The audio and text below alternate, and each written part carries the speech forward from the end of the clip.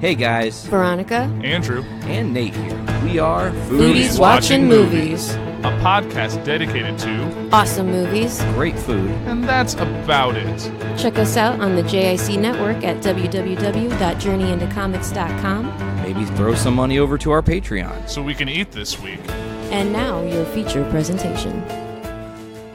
The following Following Journey into Comics. Journey into Comics. Journey into is a Comics Journey into Comics. Journey into Comics. Journey into Comics Network. production.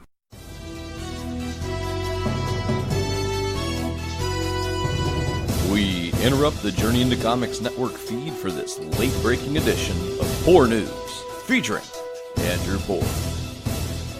Ladies and gentlemen, welcome back. This is Puhr News, the show about news that we like, news that we despise, news that's all around just interesting if it doesn't just make you want to slam your head against the wall. I am your host, as always, Andrew Puhr, and before I get into the news for today, I want to give a special shout out to my podcast brother, Dick Blaine Tyner of Podcastrophe, who got married over the weekend, so big shout out to him. And in honor of him, I actually just had some Taco Bell, because that's something I always hear him talking about when he's recording Podcastrophe, when he did JIC, about getting Taco Bell afterwards, because it's just across the street, and I actually have a Taco Bell within walking distance, so I got one of those Crunch Wrap boxes with the Baja Blast, so definitely doing that in honor of you, Dick, so enjoy listening to this episode.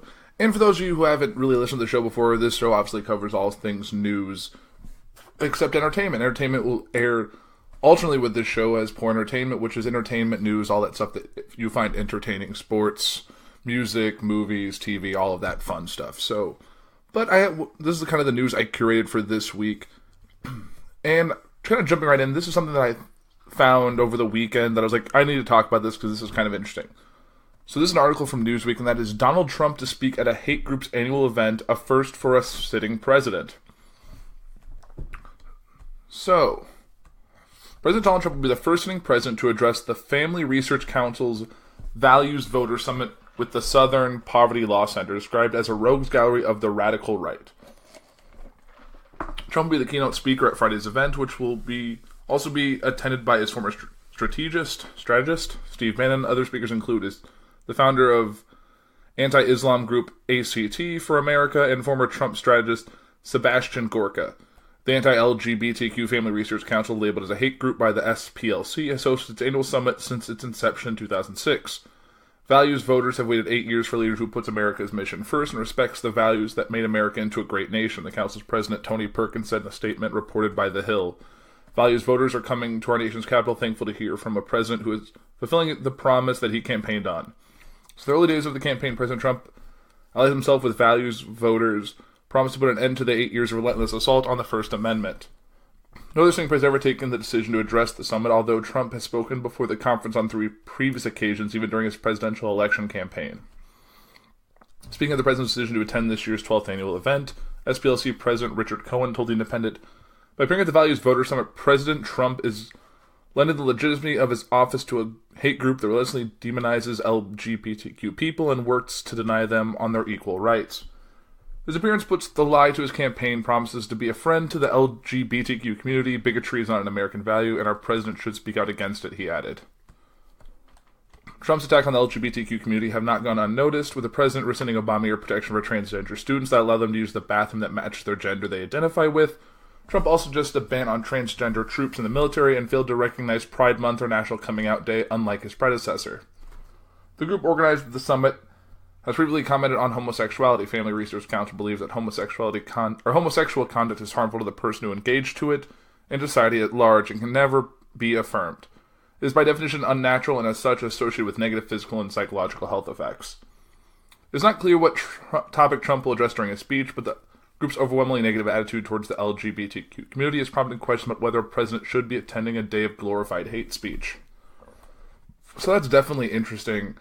The first time for a sitting president, a president who has a picture that shows him holding up a rainbow flag that says LGBT for Trump. And to go from that, to get elected, to doing all of these kind of behind the scenes things, kind of slowly minimizing those rights, and now to speak at a hate group that thinks basically what they're doing is an abomination.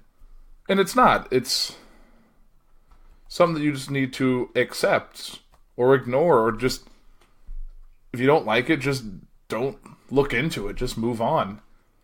What they do does no way devalue what you do. So just don't worry about it. So this will be very interesting, and I'm really curious to see what he actually does talk about. He's got to walk a fine line with the midterm election. You can't say anything too risque or too out there that Republicans that are campaigning that want to get reelected or want to get elected at all don't have to backtrack against them, because if they do retain any control in the House and Senate after November, they really need Trump as an ally. So they can't go be like, I disagree with what he said, because then coming next year when they need something, he'll be like, oh, but you said this to me then. And so it's a lot of quid pro quo. So yeah, we'll have to see how this kind of shakes out. I'm definitely going to figure out when this actually happens, but yeah, not a big fan of this. And this is involving something that happened actually earlier today, and that is that President Trump finally visited Florida after Hurricane Michael has now well passed. And this is CNN's, their live coverage, so I'm going to kind of backtrack it to the earlier day and kind of run through what happened, and we'll kind of go from there. So these are kind of timestamps. So let's see.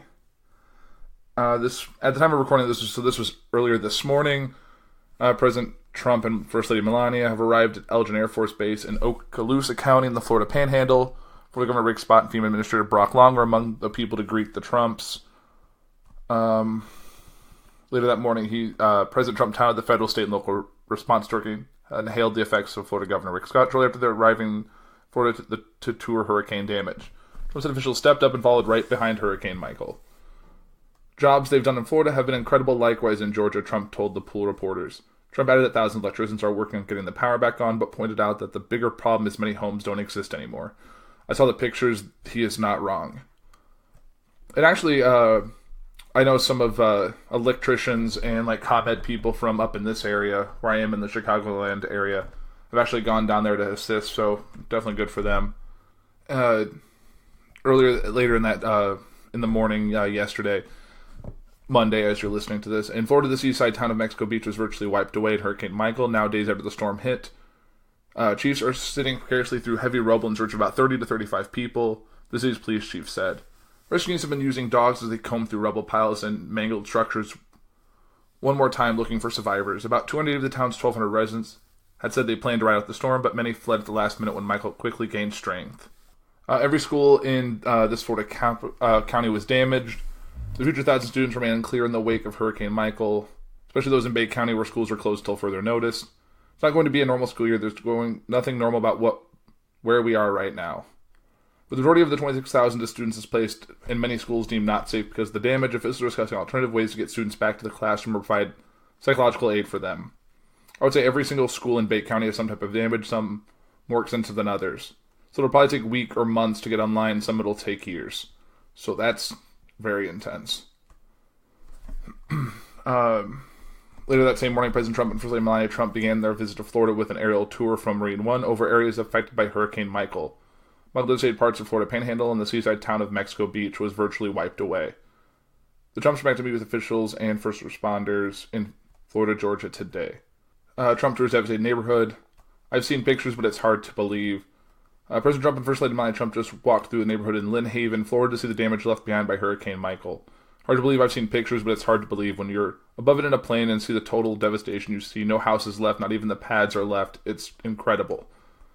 Incredible is a interesting word choice. Trump praised FEMA, local government, and first responders for their incredible work. To see this personally, it's very tough, very, very tough. Total devastation, the president added. Trump said he spoke with a resident who rode up the storm and told him that he's never been so scared in his life. This isn't the first time Trump said that something's very tough. I remember on the Puhr last year, I believe it was, when Trump had to call victims or the parents of soldiers lost, he found that tough and really didn't like doing it. I'm like, well, that's just kind of comes with the job, but the president's job isn't easy. It's not all praise and speeches and all that. You got to be the commander-in-chief sometimes. Then you have pictures of Trump handing out Kirkland brand bottled water. So President Trump handed bottled water to stranded residents of Lynn Haven, Florida Monday while trumping his administration's response efforts during Hurricane Michael. We're doing more than has probably ever been done, he said. They would say that 50 years ago there was one that had this kind of power. 50 years, he said, it's a long time. Yeah, just ask the people in Puerto Rico. Later that day, Trump visited the Red Cross Center in Georgia. After spending time in Florida, President Trump and First Lady Melania Trump traveled to Georgia to continue surveying the damage from Hurricane Michael. Monday afternoon, the President and First Lady visited a Red Cross Center in Warner Robins, Georgia. They spoke with state and local officials. While the Sunshine State suffered the brunt of Michael's punishing winds, states across the southeast, including Georgia, also felt the effects of the storm. Southern Georgia experienced hurricane-strength winds last Wednesday, downing numerous trees and causing property damage and power outages. State officials said they received reports of damage to the state's pecan, cotton, vegetable, and peanut crops.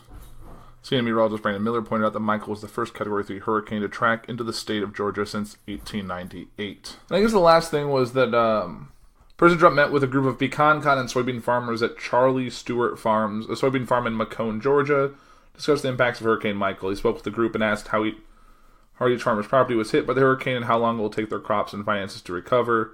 Several conversations assured the farmers that his administration was working with local and state officials to provide support and relief.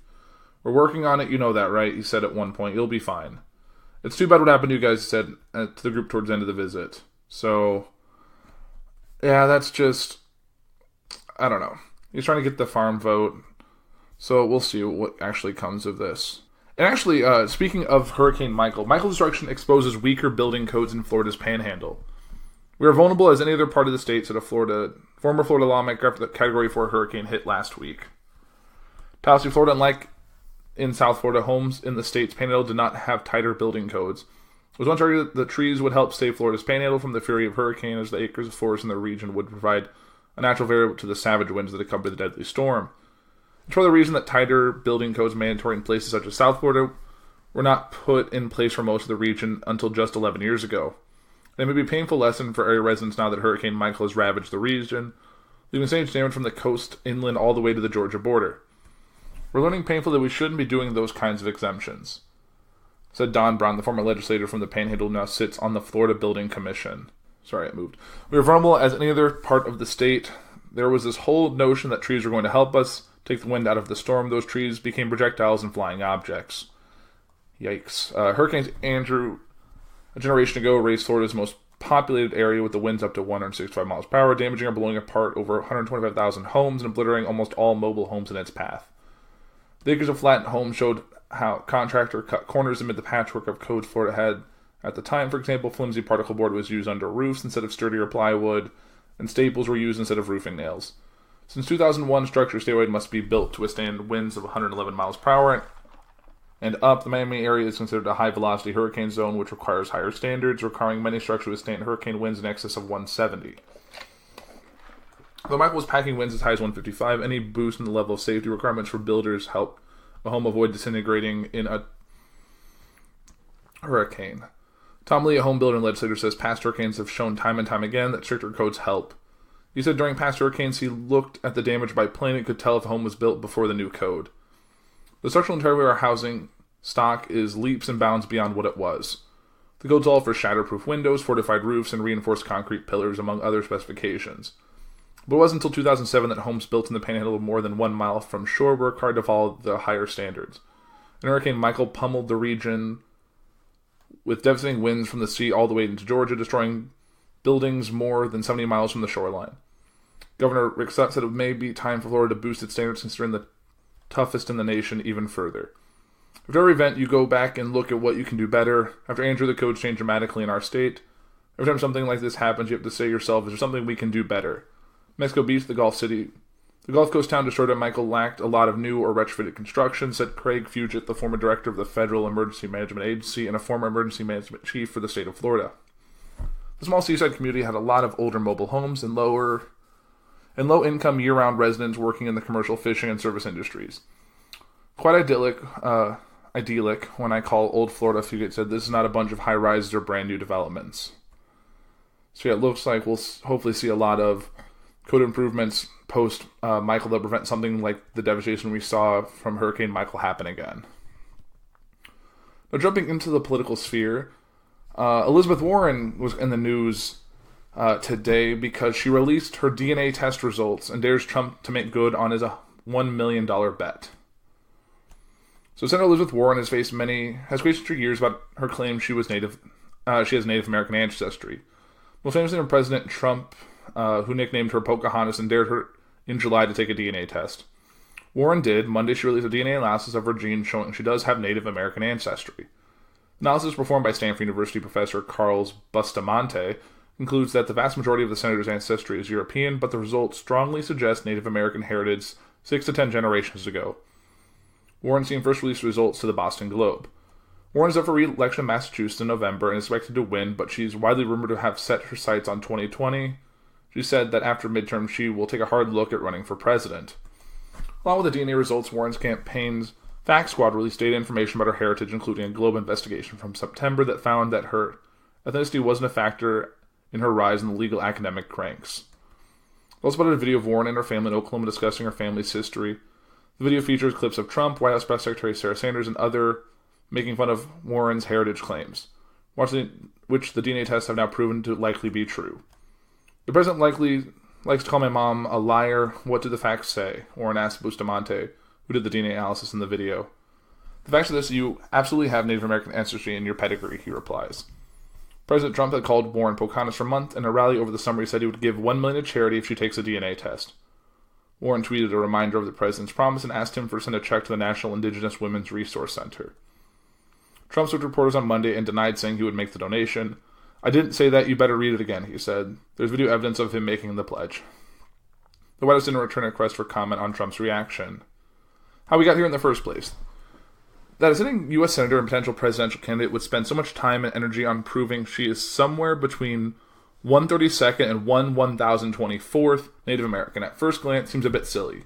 You think her sweeping policy proposals or her history as a successful law professor would be more important. But questions about her heritage have dogged Warren since her 2012 Senate campaign.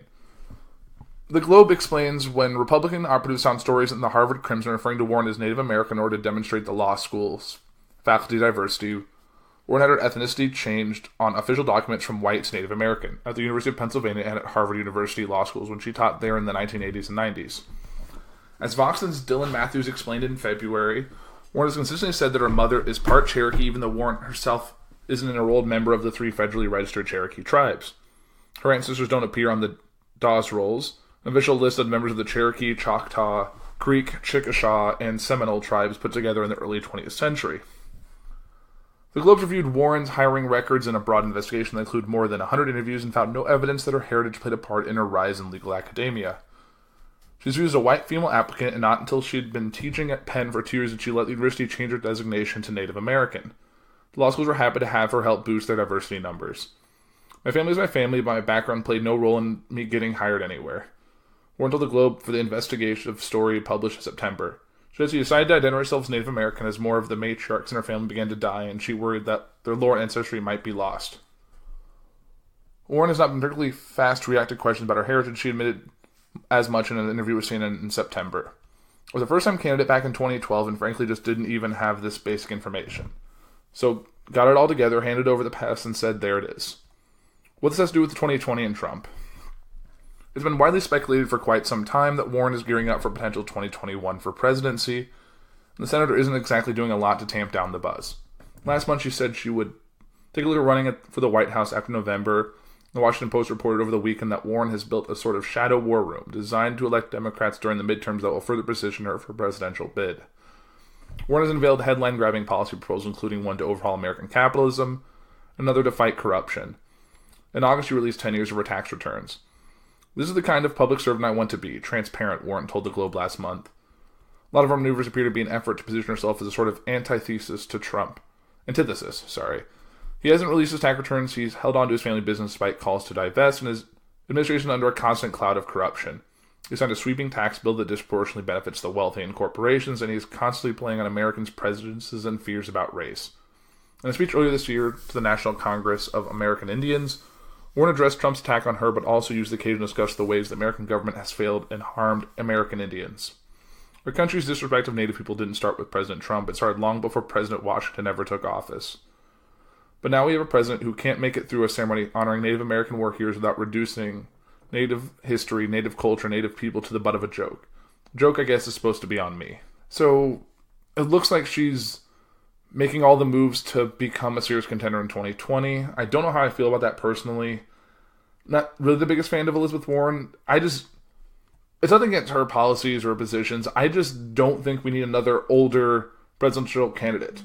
In 2016, we saw 2 older candidates run, and there's always the question of when you have an older candidate about their health, their future, and if elected, how their health, because commonly, as a president, you age due to the amount of stress and strain you're under for that 4 to 8 years. You can see the pictures of presidents on Inauguration Day versus their last day in office, and you can see the dramatic change that doesn't usually take place over 8 years. So if you elect someone who's like in their 70s, it's kind of crazy. Like you saw how Reagan was towards the end of his presidential career, and it's just, I don't know, I think we need to elect presidents in their 50s.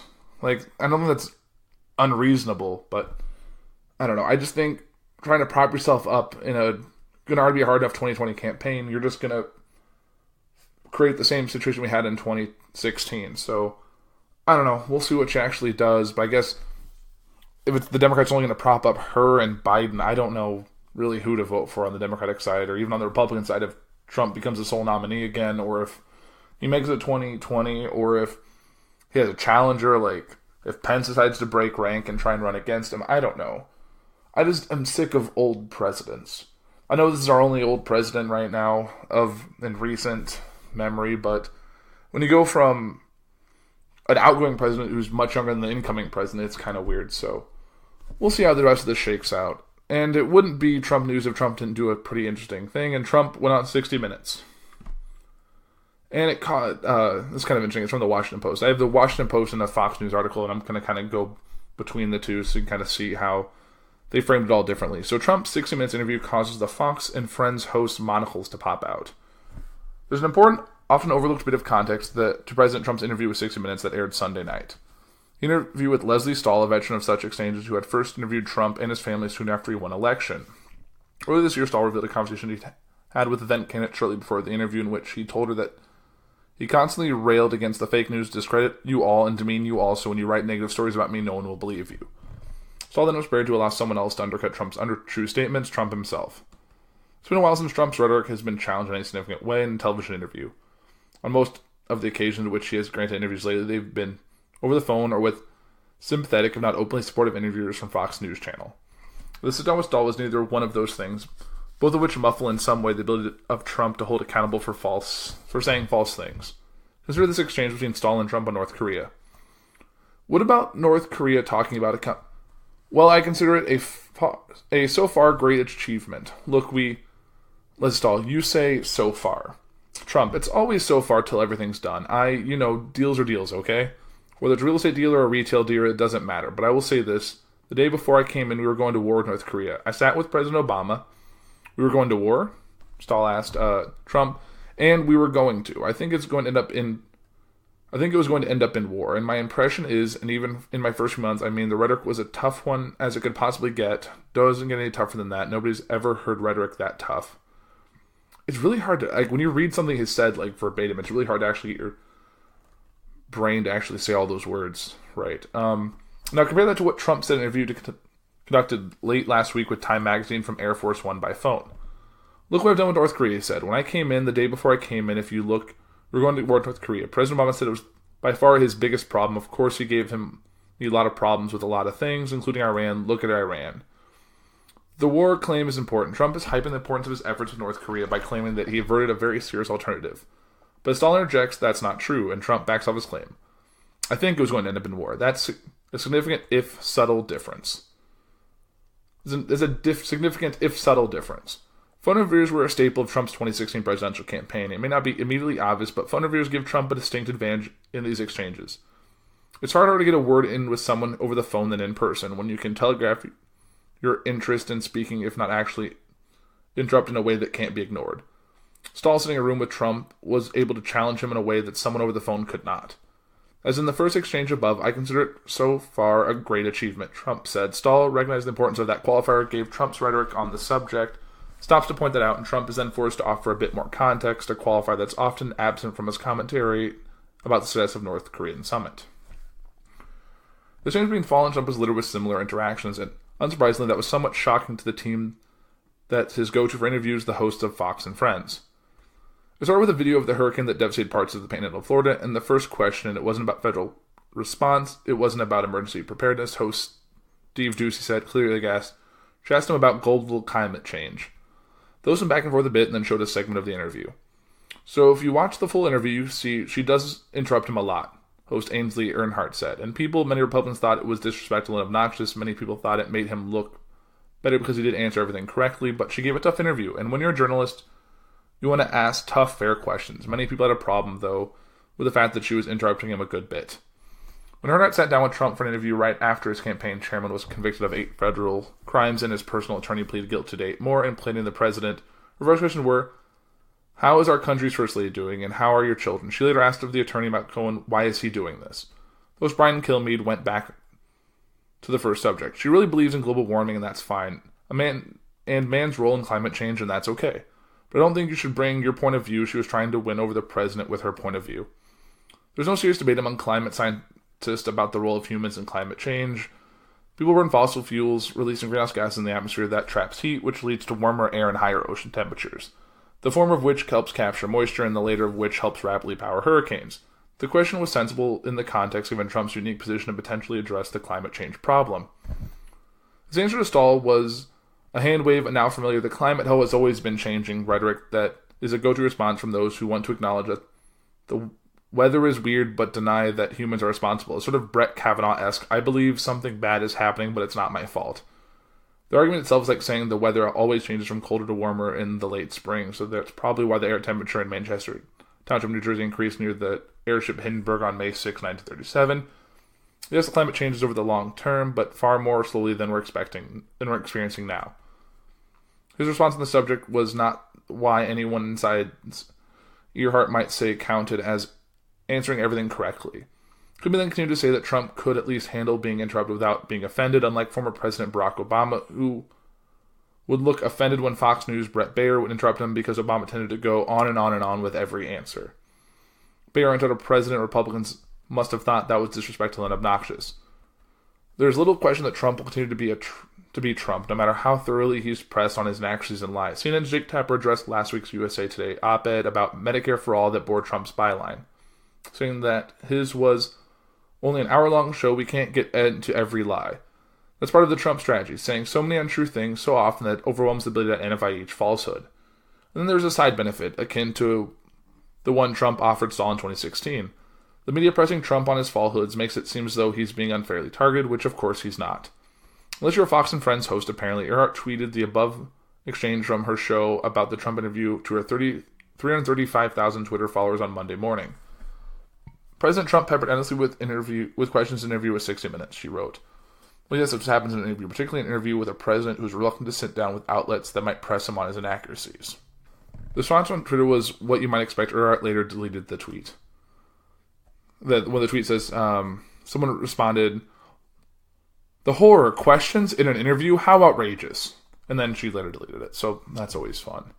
So that was the Washington Post discussion of the interview, and then here is Fox News' report of the same thing.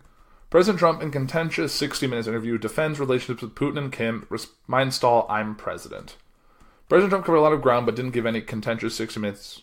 Didn't give any in a contentious 60 Minutes interview that aired Sunday night, railing against the dishonest media defending his relationships with Vladimir Putin and Kim Jong-un, expressing mistrust and unaimed aids, and pointing out to Leslie Stahl that I'm president and you're not.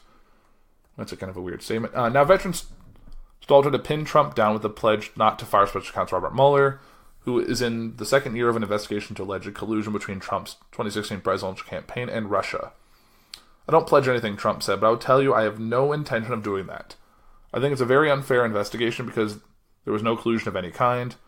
I don't want to pledge, she added. Why should I pledge to you? If I pledge, I'll pledge. I don't have to pledge to you, but I have. I have no intention of doing that. There were several similarly testy exchanges, including one with Trump's relationship with Putin, his Russia counterpart with whom he was criticized for being friendly to during a meeting in Helsinki earlier this year. Saul noted that Moscow was suspected in multiple assassinations of critics. Trump denied that Putin could be behind such things, but took a mind-our-own-business approach. Of course they shouldn't do it, Trump said, but it's not our country. Trump acknowledged that Russia likely meddled in the election, but dismissed Moscow's actual influence in the presidential race against Democratic opponent Hillary Clinton. They meddled, he said, but I think China meddled too, and I think, frankly, China is a bigger problem. Okay. Stahl also pressed Trump about his overture to Kim, the third-generation dictator of North Korea. When she asked him how he could embrace the brutal dictator, Trump asserted that his brand of diplomacy had helped defang a threat to the U.S. Trump met with Kim in Singapore in June, and the leaders have tentative plans for another session, according to Secretary of State Mike Pompeo. I get along with him really well, Trump said of Kim. I have good energy with him. I have a good chemistry with him. Look at these horrible threats that were made. No more threats. No more threats. The interview followed an ABC News exclusive with First Lady Melania Trump, in which she said she has warned her husband that he cannot trust some of the key people around him. Asked about it, Trump agreed with his wife. Asked whether he has learned and what he was most surprised by since becoming president, Trump said he never held political office before, and in the White House bemoaned the political atmosphere in Washington. So I was just to say the toughest people are Manhattan real estate guys and blah, blah. Now I say they're babies, Trump said. Though he didn't specify who he didn't trust, the president has a surprising word for Defense Secretary James Mattis, who he said was sort of a Democrat and hinted may not be on the job much longer. He may leave, Trump said of Mattis. I mean, at some point everybody leaves. People leave, that's Washington. When pressed about Mattis, Trump denied that the legendary general had needed to educate the president about NATO's role when Trump was seeking greater contributions from members' nations. No, it's not true, Trump said. Frankly, I like General Mattis, but I think I know more about it than he does. That's a bold statement. Trump lamented what he considers his unfair treatment by the media, touching off a sharp exchange. I never knew how dishonest the media was, and I really meant it. I really mean it, Trump said. I'm not saying that as a soundbite. I never knew how dishonest. Saul sought to stop the attack, saying, I'm going to change the subject again, but Trump changed on and directed his criticism at his interviewer. Well, no, even the way you asked me a question, like, about family separation of illegal immigration at the border, when I say Obama did it, you don't want to talk about it. I disagree, but I don't want to have that fight with you, Stahl said. Leslie, it's okay, Trump replied. In the meantime, I'm president, you're not. Like, yeah, we get it, you're the president, but still, just have an interview. You don't have to attack the person. I don't know. That just seems... It's too combative in an interview. It just doesn't need to be. You can see how, yes, all news organizations are biased and how in the reporting, Fox News leans one way and CNN or Washington Post leans the other. It's just kind of how the news, they're playing to their audience. So you can obviously see, I haven't watched the interview personally. I'd been too busy this weekend. I had my high school reunion, so I was in other things over that time, so I didn't really get the chance to listen to it, but I kind of read through this, and it seems like it was a very interesting interview. So, but moving right along, this one I thought was kind of interesting, and this is from thinkprogress.org. Trump says it doesn't matter how Christine Blasey Ford was treated because we won. And this is also during the 6 Minutes interview. So during 6 Minutes interview that aired Sunday, President Trump was asked if he thought it was respectful to mockingly mimic sexual assault survivor Dr. Christine Blasey Ford at one of his political rallies, prompting thousands of people to boo her. Trump responded by saying it doesn't matter because the man she accused of assaulting her, Brett Kavanaugh, was ultimately confirmed to the Supreme Court. Had I not made this speech, we would not have won, Trump said, referring to an October 2nd speech in which he mocked Blasey Ford for not being able to remember details surrounding the night in the summer of 1982 when she claimed Kavanaugh assaulted her at a high school party while one of his friends looked on. President Blasey Ford got before the Senate, was asked, what's the worst moment, she said. When the two boys laughed at me, interviewer Leslie Stahl pointed out to Trump, prompting him to shrug, and then I watched you mimic her and thousands of people were laughing at her. I will tell you this. The way now Justice Kavanaugh was treated has become a big factor in the midterms, Trump replied. I've seen what's going on with the polls. I think she was treated with great respect, I'll be honest, he had. There are those who think she shouldn't have been. Do you think you treated her with great respect, Stahl asked. I think so, yeah, I do, Trump replied. But you seem to be saying that she lied, said Stahl. I'm not going to get into it because we won, she said. It doesn't matter, we won. It wasn't the only moment during the interview when Trump revealed he's not only worried about the morality of his actions. Trump also brushed aside concerns that he's palling around with Kim Jong-un as Kim presides over a regime that runs gulags and starves his own people, saying, Look, I get along with him, okay? Let it be whatever it is. I get along with him really well. I have good energy with him. I have good chemistry, like I said in the other article. Trump also read that he thinks curtailing arms sales to Saudi Arabia in light of the Saudi regime's apparent responsibility for murdering a dissident journalist would be a bridge too far, saying, I don't want to hurt jobs. So I don't think it's really a we won situation regarding getting Kavanaugh's confirmation through at the sake of Christine Blasey Ford. So saying it doesn't matter we won is just kind of like, it doesn't matter what we do as long as we get our way in the end. So yeah, and I don't think also that his rally speech had anything to do with how it was going to turn out. So I don't know. I just think it's kind of crazy. And getting out, before I get out Trump news, I have one last thing to talk about there before I move on. And that was something that came out late in the day, and that is that federal judge rules in favor of Trump in Stormy Daniels' defamation lawsuit.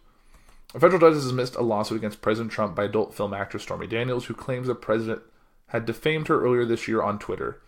The lawsuit was filed over a tweet Trump sent in April suggesting Daniels was lying about being threatened in 2011 not to go public with the story of an alleged sexual assault encounter with Trump. A sketch years later about a non-existent man, a total con job playing the fake news media for fools, but they know what the president tweeted. Daniels, whose real name is Stephanie Clifford, said she had a sexual encounter with Trump in 2006. Trump has denied that ever happened, but he did finally admit, after first denying it, to reimbursing his lawyer Michael Cohen for a $130,000 payment made to Daniel on the eve of the 2016 election. This ruling does not pertain to legal action against Daniels, has pursued over a non-disclosure agreement she entered into about the alleged sexual encounter. In the ruling, U.S. District Judge James Otero said in the tweet constitutes rhetorical hyperbole normally associated with the politics and public discourse in the United States that is protected by the First Amendment. Mr. Trump's tweet displays an incredulous tone, suggesting that the content of his tweet was not meant to be understood as a literal statement about the plaintiff. The ruling states it also calls the lawsuit a fishing expedition and finds that Daniels had failed to show that Trump acted with actual malice or reckless disregard for the truth. The judge also ruled that the president is entitled to reasonable attorney fees. Daniels' lawyer, Michael Avenatti, is pledged to appeal and notes that other claims against Trump and Cohen proceed unaffected. Trump's contrary claims are deceptive as his claims about the inauguration attendance, Avenatti tweeted Monday night. Trump's attorney, Charles Harder, countered in a statement that no amount of spin or commentary by Stormy Daniels or her lawyer, Mr. Avenatti, can truthfully characterize today's ruling in any way other than the victory for President Trump and total defeat for Stormy Daniels. So that's just more fun news there, and we'll see how the other lawsuits go on. And that is it for Trump news for this episode of Puhr News. But